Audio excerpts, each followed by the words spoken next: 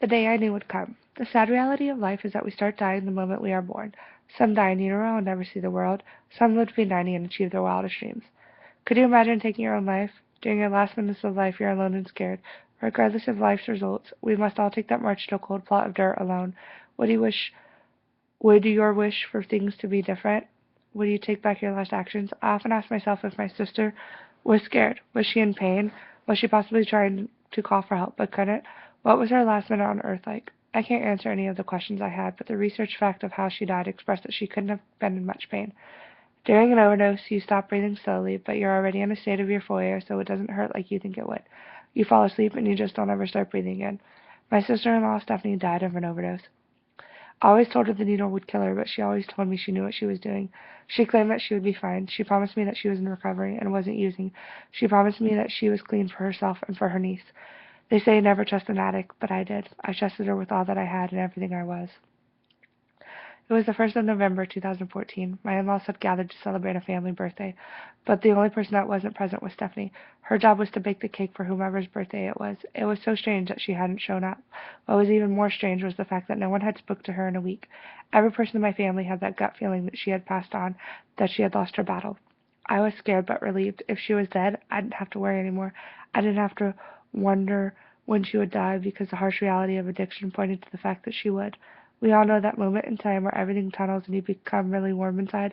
I felt that hollow, isolating feeling as the police pulled up in front of the house to deliver the news that my sister's body had been found. A large part of being a wife is being there for your husband and his family if they need you. I took the task that no one wanted to do. 2 days after we found my sister, who had been dead for 3 days, I was tasked with cleaning out her apartment. I threw the stockpile of Army MREs away she had ate so she didn't have to buy food. I packed up her 17 million pairs of jeans, scarves, bags, shoes, and boots. I even finished emptying the heroin out of the needle that killed her. As I was cleaning, I found a notebook. This notebook described every time she had ever gotten high. After she would come down, she would write what it was like, how she felt, and the things she saw. The summer before she passed away, she wrote about dying. She wrote that she was dead and outside of her body. She wrote that she saw herself and realized that she wouldn't die if she didn't stop. She woke up from that high, temporarily paralyzed, and upon returning to normal, she said she wouldn't use again. That moment of lucidity was her last one chance. I sincerely wish that she would have taken that as her wake-up call, because maybe she would still be here with us today. I tend to think of all the things. I tend to think all things happen for a reason. I'm not glad that my sister is dead, but her death has taught me a few things. The first thing is to no matter how big the problem is, never give up. Although her addiction cost her life, she always fought. She never saw herself as a victim. She admitted that she had made mistakes and she was here to fix them. She said, I'll make you proud again. I'll make you proud of me again. Just wait and see. What she did not know was that I had never stopped being proud of the person she was and how hard she fought to try to overcome her addiction. Steph was in and out of meetings, rehabs, and on and off medication to help her overcome this tragic lifestyle. Secondly, she showed me how to see the good in almost anyone or any situation. Steph never met a stranger she didn't like, and she would do almost anything for anyone. I remember being overseas deployed with the Army and homesick. She would remind me that deployment was almost over, and soon I would get to come home and marry her brother. I gained in my eyes the world's most amazing sister. She didn't know at that point she was one of my best friends, and that I considered myself to be blessed to have her as my future sister. The most important thing I learned from her, though, is to not judge. We've all heard the idiom, don't judge a book by its cover. As cliche as the statement is, it never held so true in my own eyes. Stephanie showed the outside world a facade. She had a life together on the outside, but on the inside she was living with the tremendous pain and past that none of us knew affected her so much. Despite things not working out for her brother and I do agree with him on one thing. We both ask ourselves, could I have done anything to change the outcome of that day?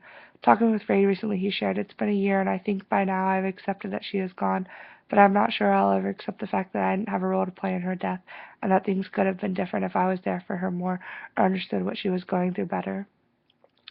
Falling in with human nature, we always ask that perennial, unanswerable question, what if? The answer for that situation is unobtainable. If you did change the outcome of that day, would it have only prolonged what we felt was inevitable? Stephanie wasn't a bad person. She was your typical drug addict. She wasn't your typical drug addict. She was beautiful, smart, funny, and served in the military, and was friendly. Her brother Matthew said she was very social and caring. She was always there for her friends, and everybody who met her liked her. She could always make friends everywhere we went. I remember going on week-long vacations, and she would have a group of friends on the first day. Steph and I bonded early in our friendship. I was the new girlfriend to her brother, and she was the potential sister for which I was trying to gain acceptance. I remember the first time I ever stepped up for her. She went to a party the previous night, lost her car, broke her phone. Wanting to help my future sister-in-law, I fronted her with money to get it replaced before her mom found out that she had been drinking all night. Neither one of her friends were of age. I recall her and I being in the car on the way to Verizon and her thanking me, telling me I was the coolest girl her brother had ever brought home. Actually, she said I was the only one. But she also said she was sure I would have been the coolest. That girl always had a way of raising my self-esteem to soaring heights. She had a sign about her that I'd never seen in another person to date.